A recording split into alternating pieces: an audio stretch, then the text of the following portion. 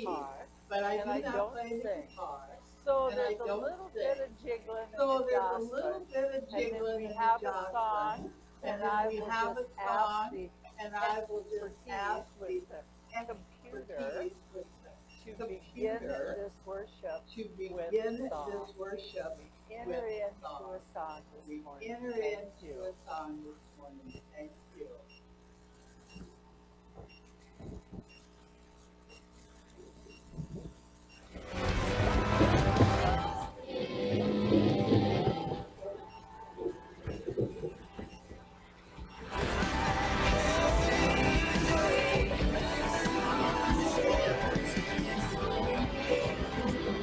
Life begins and from the dust to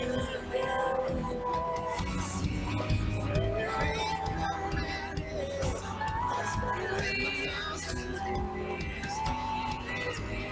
fear is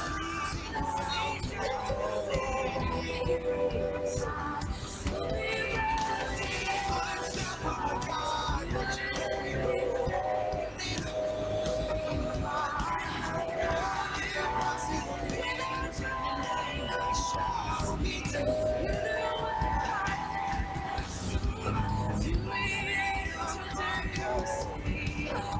Your chains are sin defeats and Jesus is mercy triumph.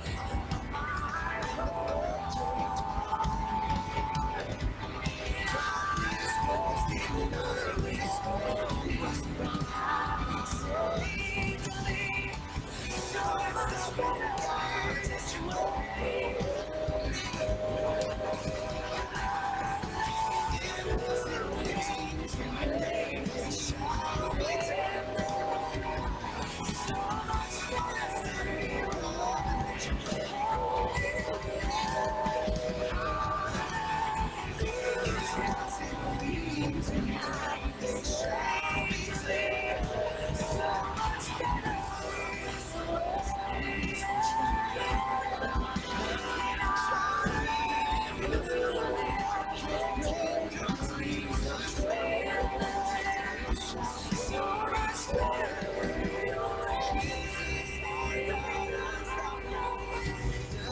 shall be established. Your kingdom reigns unstoppable. We'll shout your praise forever. Jesus, our God, unstoppable. Nothing shall be impossible. Your kingdom reigns unstoppable. We'll shout your praise forever. Jesus, our God, unstoppable.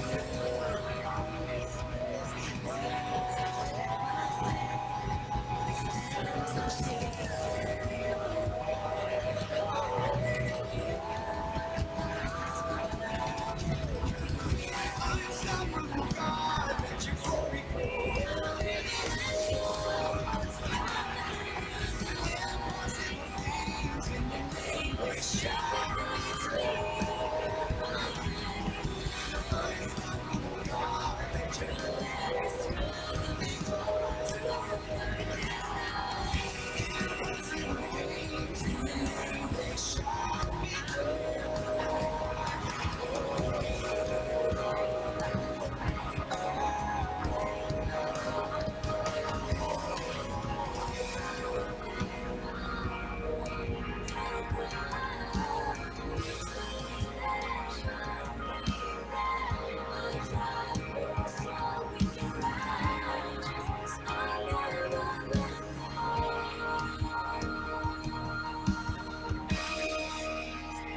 I will never let go, no matter the fight. Your strength within me, my guiding light.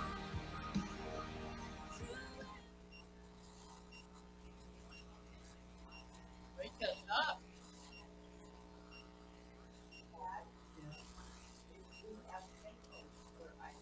Oh, you can. Well, Oh, we you can can. certainly Well, have you we do can this for us certainly this have morning. you do this We for would us. enjoy it. We We would have enjoy it. hymnals, We have a and hymn note, and we'll have someone. we'll have Norb, would you someone. go over to Nord, the would you go over cart to there the and pick up a cart there hymnal and pick for up a Arlene? hymnal for Arlene? Yes, I know that. Yes, I know that.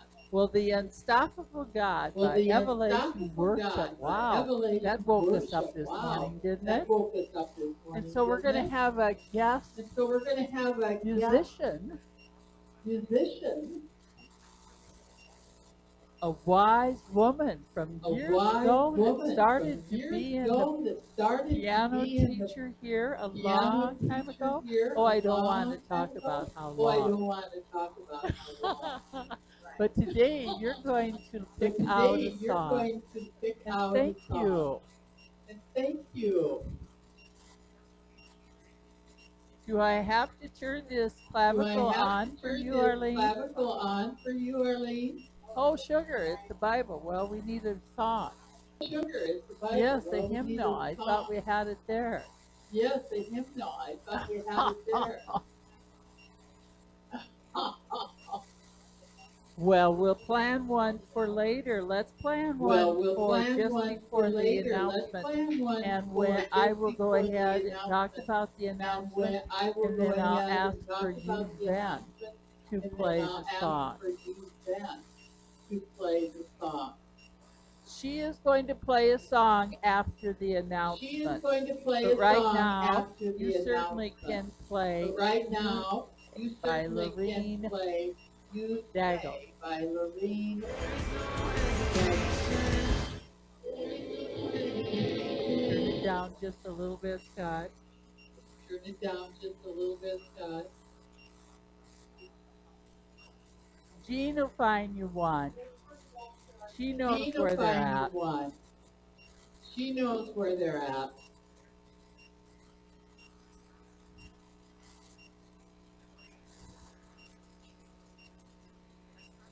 We'll find one. If it's supposed to be, it'll We'll happen. find one. If it's supposed to be, it'll happen. Good morning, Carol. Good morning, Carol. We're having difficulty with our computers We're also. having difficulty with our This is computers one also. memorable This is Sunday. one memorable Sunday.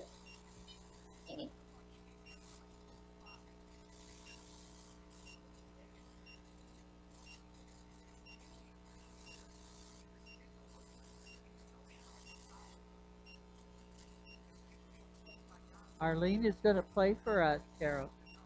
Arlene is going to play for us, Carol. Oh, the second song isn't playing. All right. Oh, the second song isn't playing. Well, All then right. I'll go into welcoming. Well, then I'll Welcome, go into everyone. welcoming. Welcome, This is everyone. our church, the Ark This United is our Methodist church. Church. The Ark God has United brought us Methodist together. Church. And know God has that the brought us only way we together. come to church And no, is by the only others. way we come to And church with that is by community, others. we are And with that here. community, we are Let's begin here. with an opening prayer.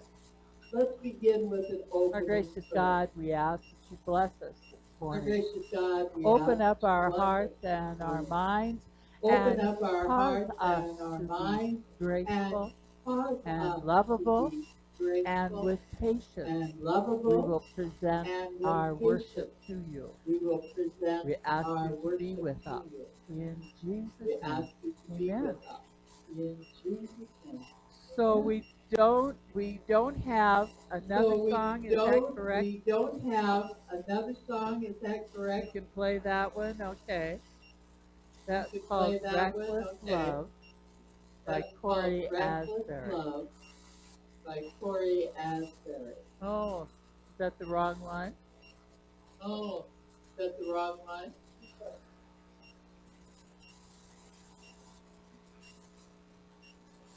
For those of you that do not know, Steve is For those standing of you that do not into know, the Methodist Steve is Church standing in Sioux City into the Methodist because the Church pastor there in broke Sioux her City heart. because the pastor there broke his heart.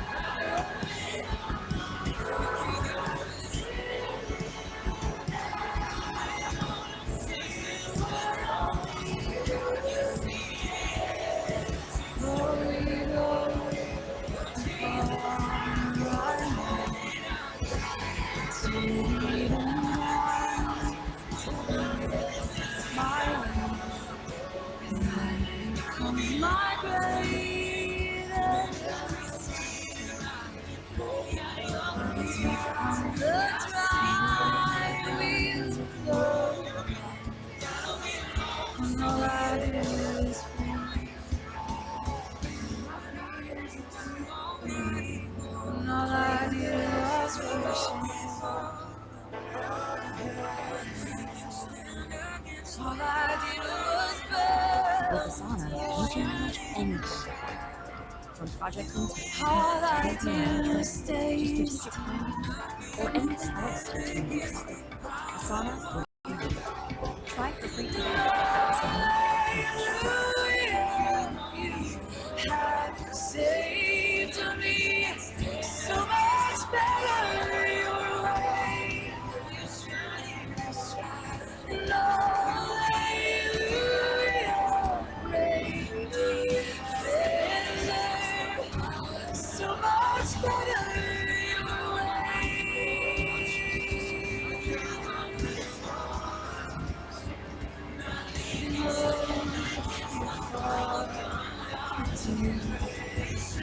Now my heart can see to find your truth. Mercy is the shade of restore my faith and hope. And all I did was wait. And all I did was worship. And all I did was wait. And all I did was stay still.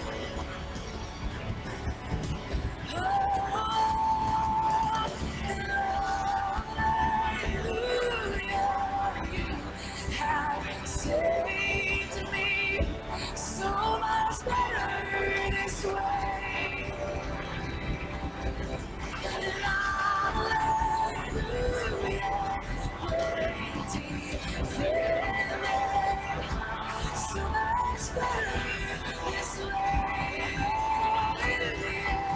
And hallelujah, you have saved me so much better your way.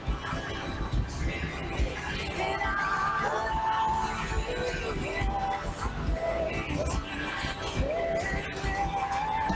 so much better your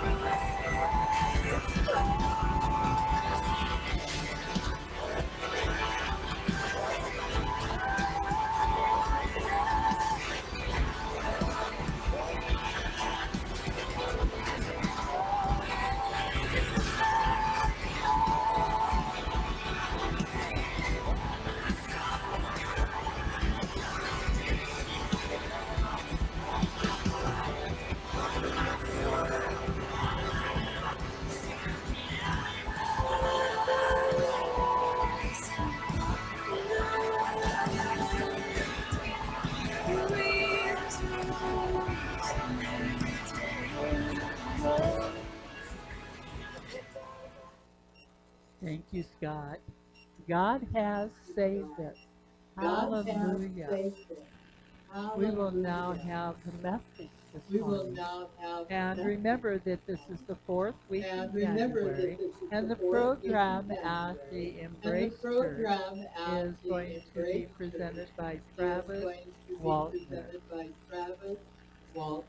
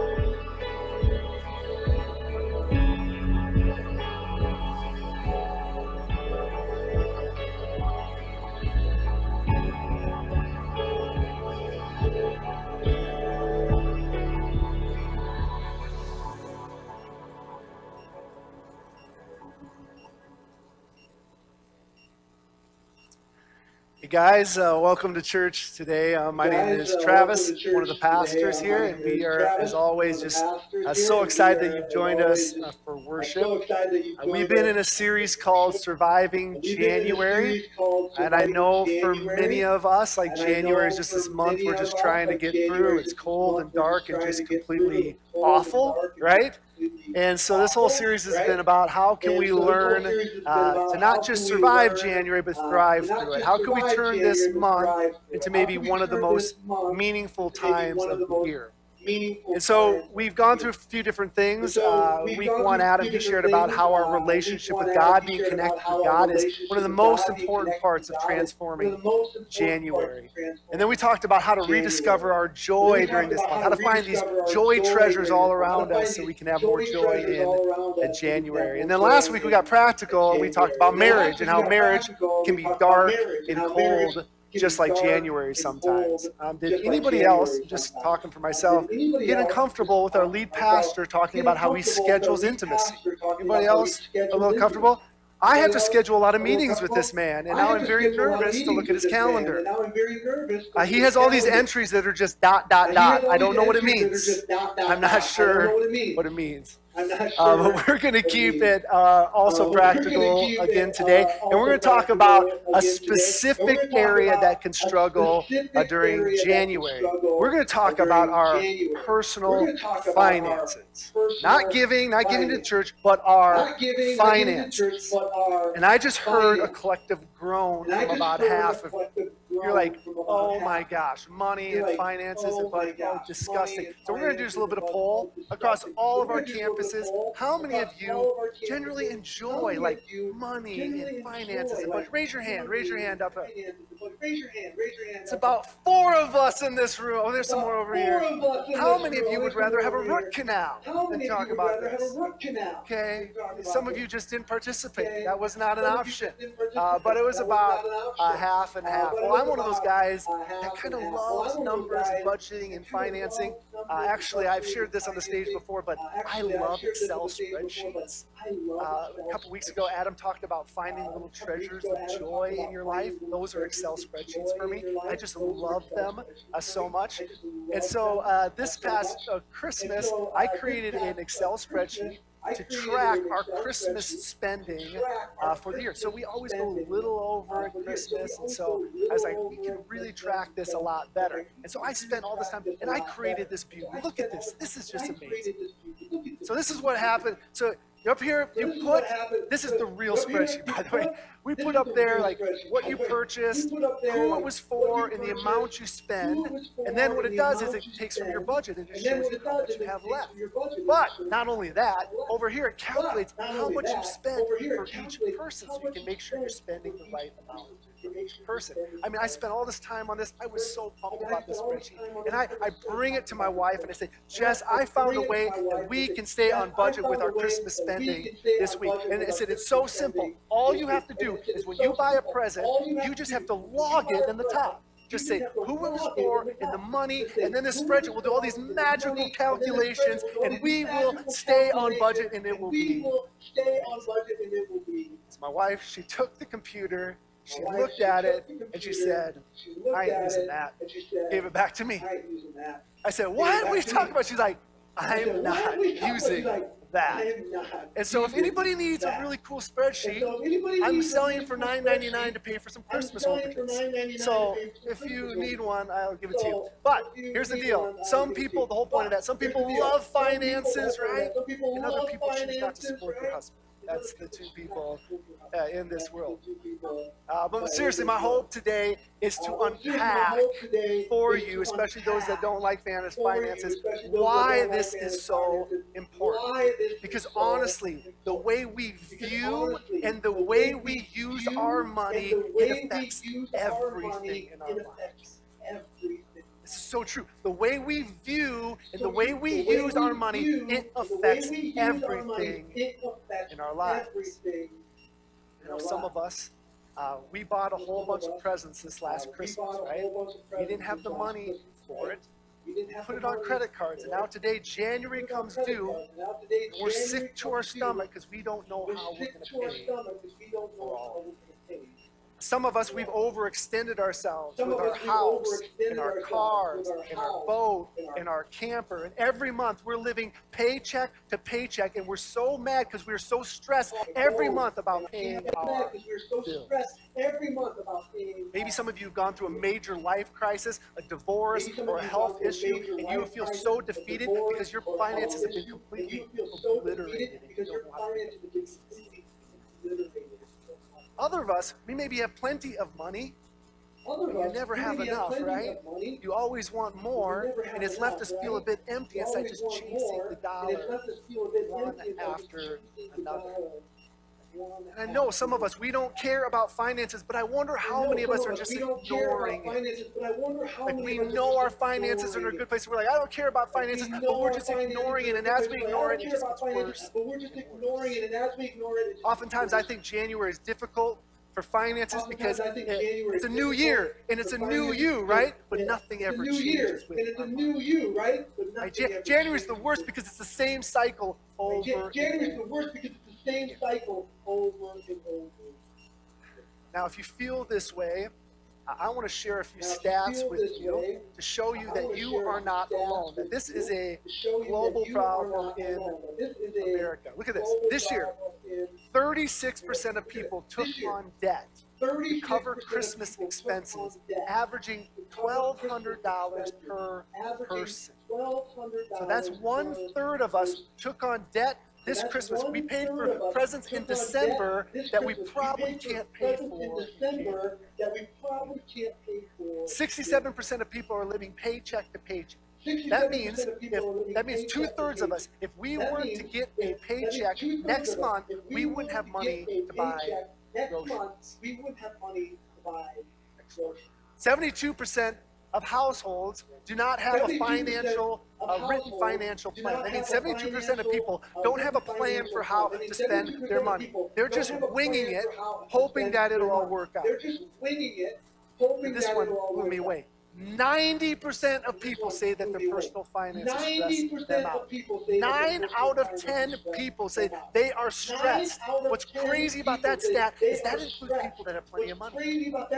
It doesn't matter if you have a little bit of money or a lot of money, it stresses us out.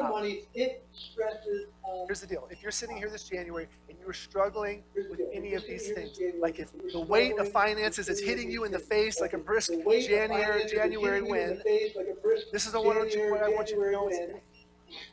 God does not want you to live like this. God does not want you to be hindered and burdened by finances. God doesn't want anything to weigh you down. He doesn't want depression, anxiety, sin to weigh you down. And he for sure doesn't want you to be weighed down by finances. He wants you to be free from this burden. Question, how many of you want that? How many of you desire that for your lives? How many of you are willing to take some steps this January to feel the freedom from money? Well, to do that, one of the first things we need to look at is, what is money? What actually is money? Well, Paul writes a letter to a guy named Timothy, and he tells us exactly what money is. He says, for money is the root of all kinds of evil. So Paul's saying money is like a root system, and it produces evil things in our lives. How many of you heard that first? I hope you haven't, because that's not what it says. What's it say? For the love of money is the root of all kinds of evil. Two very different things. This is really important. Money is not good. Money is not bad. Money is just neutral. It has no value, a moral value whatsoever. Money is just money. But just like with so many good things in this life, when you put money in the hands of people, we turn it into something good or bad. One person with money in their hands will be greedy, materialistic, and anxious. And another person with money in their hands will be generous, prosperous, and grateful. Now, at its core, money is just a tool. That's all it is. It's like a hammer. It's just a tool. It's something that we use to get things in our lives. We use money to get a house, a car, to save for our future. It's just a tool. It's not good. It's not bad. It's just a tool. But if money is just a tool, why does it cause us so much anxiety? Like, I don't know about you, I don't typically get up at night thinking about hammers because they make me anxious, right? Right? Why is it causing us so much pain and anxiety in our lives? Could it be that money is actually something deeper than being a tool? Jesus was talking about this in one of his most famous messages called the Sermon on the Mount. He talks about money, and this is what he says. No one can serve two masters. Either you will hate the one and love the other, or you'll be devoted to the one and despise the other. You cannot serve both God and money. Something really interesting with this passage is the word for money is the word mammon. A lot of translations of the Bible keep that word in there because Jesus is doing really something interesting with his teaching. He's setting up money as another god in our lives. This god Mammon.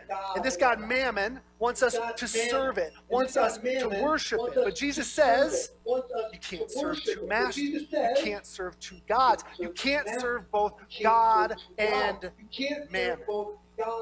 And right here is the heart of the issue we have with money. Money isn't good, it isn't bad, it's just a tool, but when it gets in the hands of human beings, what we do is we lift it up to the highest place and we worship it like God. Now you might be saying, Travis, that's absolutely ridiculous. I do not worship money as a god in my life. Well, does money take up a lot of your time? Attention? Does money dictate your joy and happiness? Do you find security when you have enough money? Does the thought of losing money fill you with fear and anxiety? Do you base your self-worth on how much wealth you have? Do you make almost all your decisions based on money? If any of those are true about you, in a little part, you are raising money up to be a God in life. Jesus doesn't want us to do this. Why doesn't he want to do this? Because money is an absolutely terrible God. It doesn't love you. It doesn't care for you. It doesn't have a plan or purpose for your life. It cannot fill the deepest longings of your heart. Jesus says you cannot serve God and money because money is an absolute terrible God. Jesus is wondering, who are you serving? Who are you worshiping? God or money? And now in this verse, it says that you cannot serve both God and money. And that word serve, it actually means you can be a slave. Sorry, the word serve, it means to be a slave to or in bondage to. So Jesus is saying when we take money and we lift it up to the highest thing, we lift it up to be our God, we are enslaving ourselves to it. We are in bondage to it. We are letting money rule over us. Jesus is like, you can't do that. You can't be a slave to money. You can't be in a bondage to money. You can't let money rule over you. And right here, I think is probably the most important thing I'm going to say. And if you're struggling in this area, you really need to remember this. Money can't rule over you. You must rule over money. You must rule over money. Money can't rule over you. You must rule over money. You and I were never supposed to be the subject of be subject to the random whims of money. We are supposed to use money, it's not supposed to use us. We're supposed to control money, it's not supposed to control us. We're supposed to rule over money, it is not to rule over us. I absolutely love this verse from this story. It's the story of Cain and Abel. And God is talking to Cain about sin, but it applies so well to this as well. This is what God says. God says, Cain, if you do not do what is right, sin is crouching at your door. Desires to have you, but you must rule over it. God's saying to Cain, hey, sin, it's like this wild animal. It's crouching at your door, and it wants to have you. But you need to know, by the power of God, you can rule over it. By the power of God, you are stronger than it. I love this picture of this wild animal crouching at my door, at the door. It reminds me of like getting a puppy. Nothing's worse than getting a puppy, right? Like I'd rather have 7 more kids than get a puppy. You know, it's like not really, but you know, it's really bad. But now, if you have a puppy, you'll know this. You have 2 choices with that puppy, right? You can let that puppy rule over you, or you can rule over the puppy.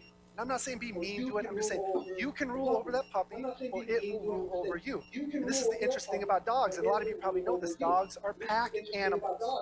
They are looking for a pack leader. And if you don't know that, and you let the dog rule over the house, you will have a terrible situation in your hands. A dog that barks all the time, bites, chews on everything, doesn't know where to go to the bathroom, right? A dog that doesn't listen to you. But if you rule over that dog, if you train it, if you discipline it, if you're the pack leader, if you're the boss, you're going to have a great dog. A dog that listens, a dog that actually enjoys life, a dog that does what you tell it to do. Here's the deal.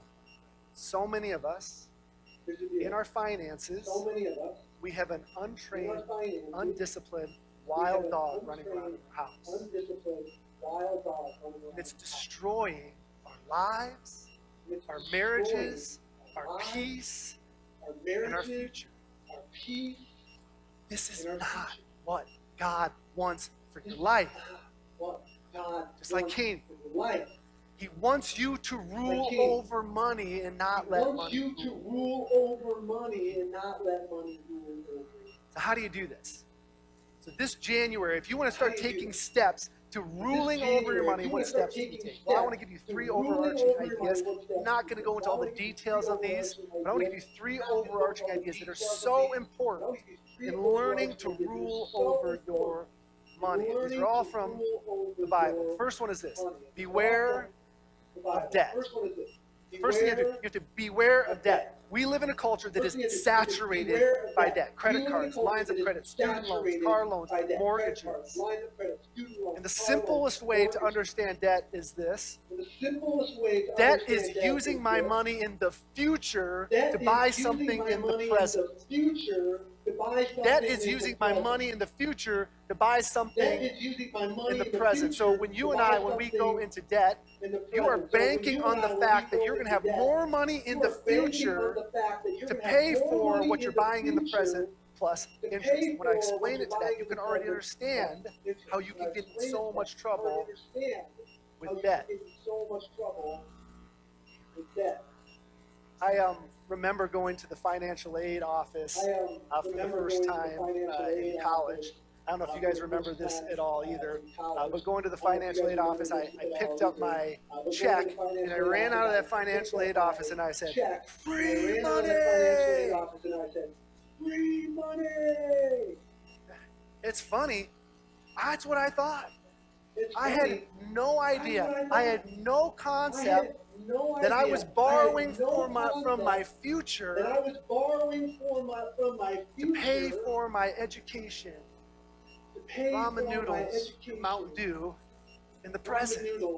Some of you guys was Bud Light. I'm better than you, I guess. No, I'm just kidding. Like, you know? Now, the Bible's really clear on this. It's so clear on this. We have to beware of debt. It's a very famous verse. The borrower is slave to the lender. That's the word slave again. When you go into debt, you are allowing money to rule over you instead of ruling over you. caveat. I understand nowadays it's almost impossible to get certain things without debt. It's almost impossible to get a car, a house, and your education without debt, which is unfortunate. That's where we're at as a society. And I also know some of you, you're so good with money and you can use debt to make a lot more money. So I'm not saying that all debt is bad. I just think the Bible's saying you got to be careful with it. You got to be aware of it because it's a quick way of letting your money. Second thing that we must do, we must save for the future. Save for the future. Now, saving is basically the opposite of debt. Debt is using your money in the future for buying something in the present, but saving is using your money in the present to buy something in the future. The opposite, right? Debt's using your money in the future to pay for something in the present. Saving is using your money in the... It's gone, that's okay.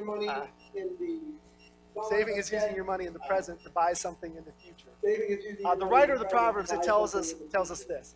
The wise store up choice food and olive oil, but the fools gulp theirs down.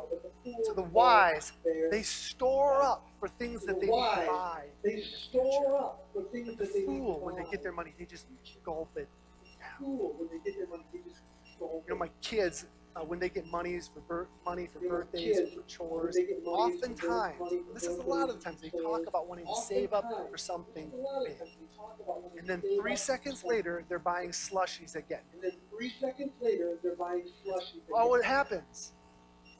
But here's the deal. Many of us are buying slushies again instead of saving up for things that really matter.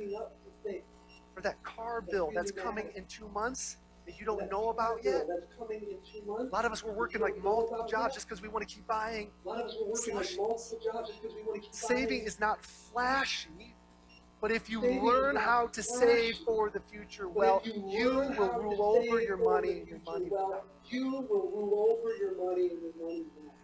Lastly, if you want to rule over your money, you need to be wise when spending. Be wise when spending. We live in a culture right now that if we want it, all we have to do is hit a button and it comes to us. If you like it, you can buy it. And spending like that is so risky. If you like it, you buy it. You will be in bondage to money so quickly doing that. One of the simplest ways to spend wisely is that super ugly 6-letter word. Budget. Some of you are like, okay, I was with you to now I'm gone, I'm tuning out. But here's the deal, a budget, it isn't a bad thing or even a restricting thing. It is a thing that frees you. It helps you get a hold of your finances so they don't take a hold. Jesus was once talking about what it looked like to follow him, but I found this verse so interesting because of the metaphor he uses. He says, suppose one of you wants to build a tower. Won't you first sit down and estimate the cost? To see if you have enough money to complete it.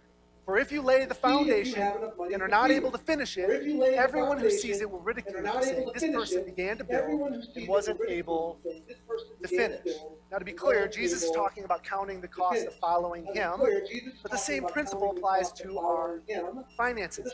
We need to count the cost. It's just wise. Count what you are spending. And one of the most important things you can do when setting a budget is just learning to say no. I mean, if you learn that simple thing, just learning to say no, you'll start to take control of your finances and they won't be in control of you. Now, I know so many of you, this sounds terrible, but honestly, it's freedom. Even if you're here today and you're like, I have plenty of money, there's something so freeing about knowing where every dollar goes. And not just spending randomly. Now, I've just briefly highlighted a few different areas, a few overarching areas that will help you rule over your finances, but I did not get into the details of this. But what I do want to tell you is we have a class that we run every year at this time, a group called Financial Peace University.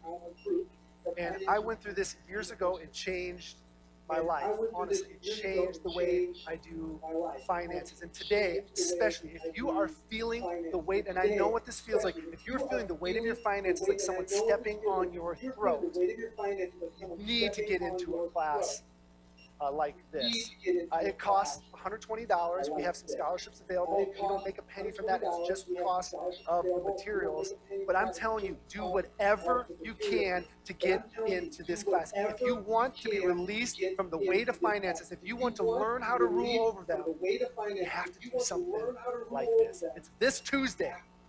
So it's not even 2 months from now or a week from now. It's this Tuesday at 6:30 p.m. here at the 57th Street campus. Just go to IamEmbrace.com/FQ to sign up. Once again, can't encourage you enough to do that.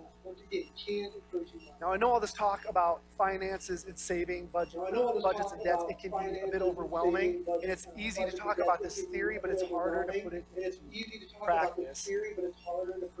But I just want to share with you about 13 years ago, my wife, Jess, and I, we were not in a good place financially. We just had our second child. I had taken 2 consecutive pay cuts. I was in project management, I went to being a teacher, and then I went to being a pastor. And my wife told me, she's like, you are no longer allowed to take a pay cut anymore. I was going the opposite way in my career. But we weren't in a great place financially. We had no retirement. I had a loan on a used Ford Focus. We had a bunch of student loan, a debt. We had a mortgage payment. And we were trying to figure out how my wife could stay at home with the kids too. It was crazy. We were living literally paycheck to paycheck. Well, I remember one day I came home. I was after work, and I went into the kitchen, and on the kitchen there was this brown box full of apples. And I said to my wife, I said, where did you get those apples from? And she says, well, I was out for a walk, and there was an apple tree by someone's house, and there was a whole bunch of apples that no one was eating. They were just on the ground, and so I picked them all up and put them in the box. Home. And then she said something to me. She said, I did it because we don't have enough money to buy. She was dead serious. I remember I was so angry at her. I mean, I think we got into a big fight. I was so angry with her that she would have to pick up these dirty apples off the ground in the neighbor's yard, and she brought them home. Here's the deal. I wasn't really angry. I was embarrassed. I was embarrassed that my wife, that I love, had to do this because I couldn't provide enough money for her to buy apples. Just think of you that are married this morning. If you've had fights in your marriage and you got super angry, how many times has your anger really been embarrassed? Embarrassed that you just weren't at the place that you wanted. Here's the